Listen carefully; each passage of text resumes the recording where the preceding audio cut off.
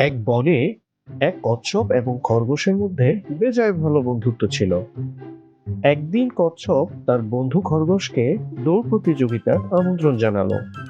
আসো, দৌড় প্রতিযোগিতা করি। আমন্ত্রণ পেয়ে খরগোশের যেন হাসি থামছেই না। তুমি আমাকে দৌড়ে হারাবে? পরদিন সকালে দৌড় প্রতিযোগিতা শুরু হলো।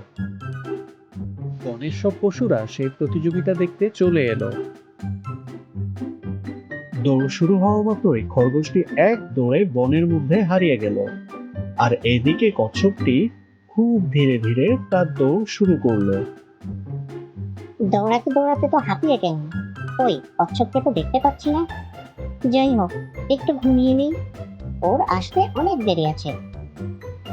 এই বলে খরগোশটি গাছের নিচে ঘুমিয়ে পড়ল। আর ওইদিকে কচ্ছপ বিরামহীনভাবে হেঁটেই চলছে। আমাকে এই রেস জিততেই হবে। বেলা শেষে খরগোশ ঘুম থেকে উঠে দেখে কচ্ছপ জয়ের প্রায় কাছাকাছি পৌঁছে গিয়েছে।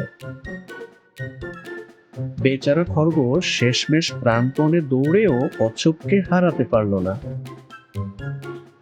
কচ্ছপ ঠিকই জয়ের শেষ সীমানা পার করে ফেলল এবং খরগোশের সাথে দৌড়ে জিতে গেল।